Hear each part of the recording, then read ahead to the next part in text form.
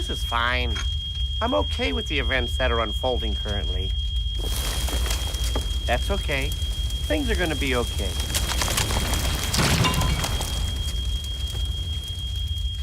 Ever since the June patch dropped, there have been countless reports on the Steam forums, official Discord, and subreddit all reporting problems with the AI. But for every post containing valid criticism against the game, there are hundreds of responses outright insulting critics or implying they were playing the game wrong, making it so that people trying to report genuine issues with the game have to fight a never-ending uphill battle against toxic superfans who have convinced themselves that everything is fine and lash out against anyone who says otherwise. Which is why I'm making this video, not only to share my findings with you and clear the air, but to help inform on the difference between reaction time versus response time, how that translates to video games, and how knowing these things can help you program fair but challenging AI. If you're watching this video, then chances are you already know there's a problem with the AI, but you can't quite articulate why. You just know they're too damn fast. Hopefully after watching you'll not only understand why they're so fast, but you'll be able to apply this knowledge to other games in the future. The more informed you are, the better you can judge what makes good AI versus bad AI, and the better you can defend yourself against those who would wrongly tell you that this is a skill issue. And if you appreciate what I'm doing, please like the video and subscribe. Thank you. So just what is the problem with AI in Ready or Not? First, we need to acknowledge the elephant in the room.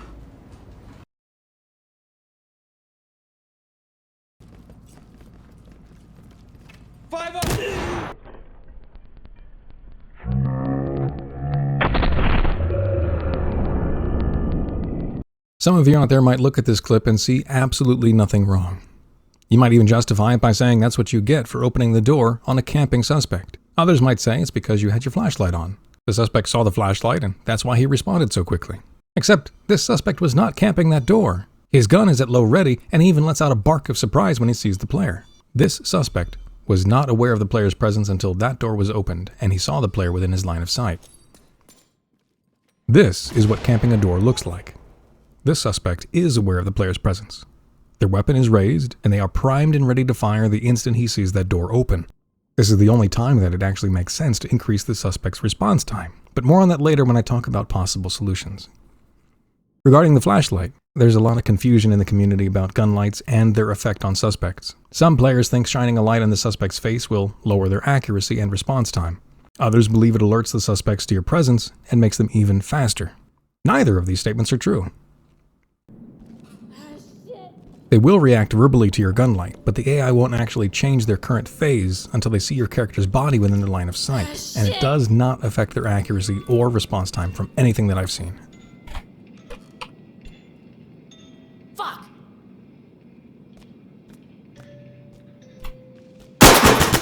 Drop your weapons! Put your hands up! If you think that's weird, get a load of this.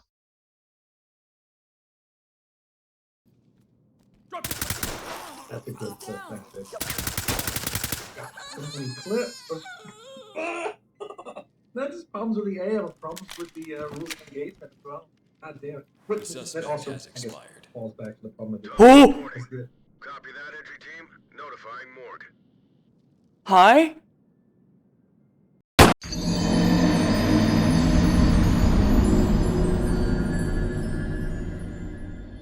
Talk to entry team. I mean, I was just gonna say load of Drop the weapon now! Not a chance. Drop your weapons! Drop the weapon now! Drop your weapon! Shit and fucking Drop the die. weapon now! Drop it now!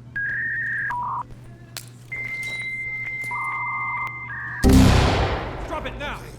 Okay. Bismillah. Fuck your mother. Clever girl. So clearly there's an issue with the behavior tree of the AI and or the detection system, because at times they seem completely unresponsive to the player, other times they will detect you across the map and shoot you through the map. But getting back on track with response time. Put your hands where I can see them! Left corner of the room.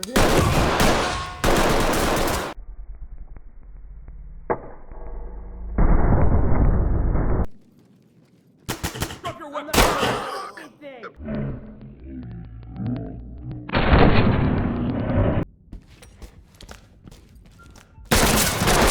Reporting. Object. It's the motherfucking Eagle Double G. Snoop Dogg.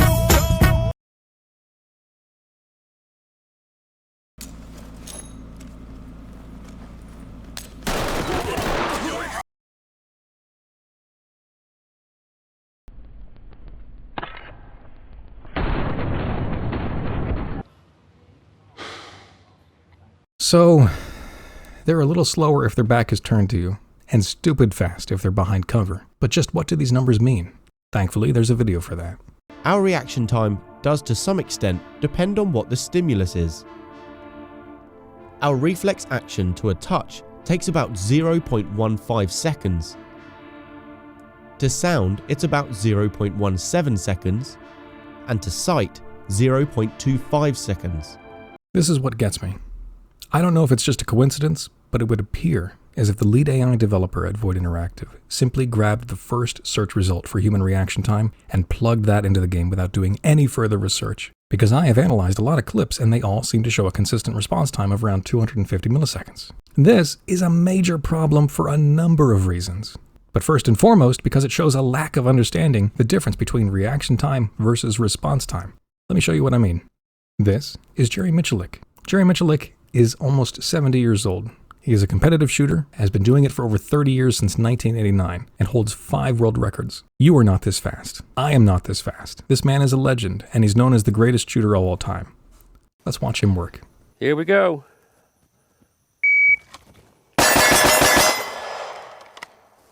But now let's see that again. This time in slow motion with the timers running. You can see his body begin to move 180 milliseconds after the buzzer. That's his reaction time to sound. But then it takes almost a full second just to perform the action of raising his gun up, sighting in the target, and squeezing the trigger all in one fluid motion. That is his response time.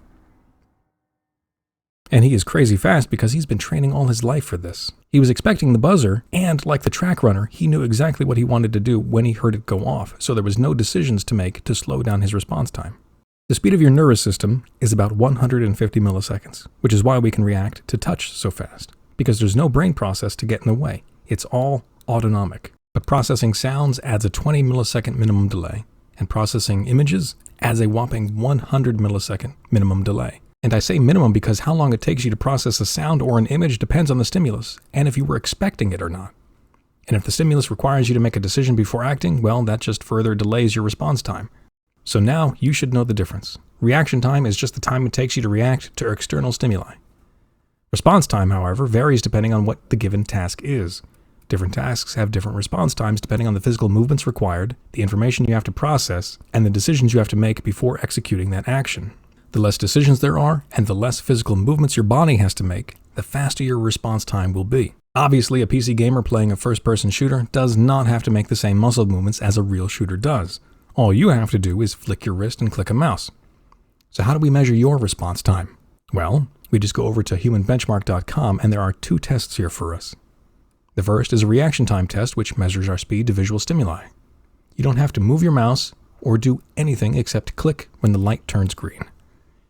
This is where that 250 millisecond number comes from. This is handy, but not what we want. What we're looking for is the aim time test.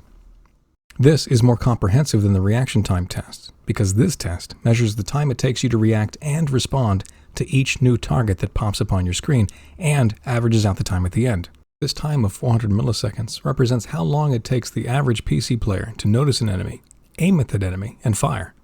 But it's not quite that simple in a tactical shooter like Ready or Not, where you have to check your fire and obey the rules of engagement. Unlike your average FPS, the player has more information to process and more split-second decisions they have to make. Edwards, what the hell happened? Hesitated. May I ask why you felt little Tiffany deserved to die? Here I am in this clip, slicing the pie of an open doorway. At around this moment, I can see the outline of a person, but I don't know yet if I'm looking at a suspect or a civilian. You can see my gun start to move at the 217 mark as I begin reacting to the now properly identified threat. But it's not until the 567 mark that I finish aiming and pull the trigger on the suspect. You also might have noticed that I hesitated before pulling the trigger when my sights were already resting on the target. If I had to guess, I'd say it's because of the input delay of my nervous system. The first set of instructions my brain sent to my hand was to aim at the target, but then I had to send out a new signal to click on that target. We can watch this happen again during the aim time test. Here you can see me begin to respond 200 milliseconds after the target appears. That's my reaction time to visual stimuli kicking in. But even after I reach the target, it still takes me a whopping 183 milliseconds to click on the stupid thing. Remember, the connection speed between our brain and our body is not instantaneous, which means even when I make the decision to pull the trigger, it still takes that signal 150 milliseconds to reach my finger. Feels weird knowing I get a better ping to online servers than I do to my own body. Moving on. What we have to figure out is what an appropriate response time for the AI should be in order to give players a fair chance at surviving a firefight. Not just because it's boring to clear an entire map with flashbangs and gas, but because these tools are never a 100% guarantee, nor should they be. And if you disagree, then you need to ask yourself if you want Ready or Not to be the kind of game where you can just flashbang your way to victory. Or do you want a game that makes you think on your feet and forces you to adapt to an ever-changing situation? With AI that look away from flashbangs, wear gas masks, work together as a team against you, and even try to flank you? Or do you want cardboard cutouts that just stand there, patiently waiting for you to come kill them like targets in a shoot house? For the rest of you, here's my idea. I think an unalarmed suspect in an idle phase should have a response time of around 400 to 500 milliseconds, from the time they detect the player to the first bullet out of their gun. This would be fair because it actually gives you a chance to get the first shot off when you catch the suspect unaware. But it still presents a challenge because if there's more than one suspect in a room, then it's just physically impossible for one player to take them all out before they fucking die. If there's more than one suspect, then they'll have to use a flashbang or coordinate their entry with the rest of their team. However, if the suspect is aware of the player before they breach, then allow the suspects to camp the door with their guns at eye ready and give them a response time of around 300 milliseconds. This way, if players mirror under the door and see the suspects all aiming at this point of entry, or the player heard the suspects calling out that the police are here, then that's when the player should get punished with near instant death for trying to breach a room without a plan. Last issue about response time that I slipped in post-edit. But their response time is the same whether they're facing you or facing away. So long as you're in their detection cone, they will still fire at you within 250 milliseconds, which is bullshit. And many players have even reported getting shot by suspects who weren't even pointing their gun at them. Moving on. I love the idea of a game with rules of engagement. It makes you think before you shoot. But if you have a game with complex rules that punish the player for shooting at the wrong time, then the player needs clear and consistent visual cues that will tell them when it's okay to use lethal force. But not only are the suspects just too damn fast, but the animations are sloppy and the rules are inconsistent. Take this poor bastard, for example. They kick the door into the suspect's face, successfully stunning them, and yells for compliance. Now, according to the game's rules, they can put this suspect down the instant they yelled. But this player is clearly role-playing and pretending they're playing a game that actually cares, so they patiently wait for a clear sign of hostile intent. However, that sign of hostile intent flashes by in the blink of an eye. The suspect shakes off the stun and fires all within 0.2 of a second, faster than any human could possibly respond. This is not okay. Here's another example. A friend of mine playing solo on Twisted Nerve finds a suspect at the top of the stairs holding a gun. Now, he could cap her right now and just eat the penalty, but for whatever reason, he actually wants to play the game as intended. So, like the good boy he is, he shouts for compliance and waits for her next move. If she flees or surrenders, he can't shoot or he'll have IAD up his ass. But now you see he hesitates because it looks like she's about to flee. Her arms and legs begin to swing wildly like she's about to try and break the Olympic record for the 100-meter dash. But nope, she just moonwalks backwards, half turns, and blasts my boy at point-blank range. This is not okay. I'm going to play this clip again, but this time with a timer running, and that timer is going to start from the instant she begins to raise the weapon in a threatening manner. And you tell me if he had enough time to respond. Proceed with caution. Drop your weapons! See, you have to understand that the player is not going to be able to tell when the animation started. The player can only tell when they feel like the character is presenting hostile intent. The animation may have started the instant my friend yelled for compliance, but he did not interpret hostile intent until he actually saw the gun being raised. But by that point, it was already too late.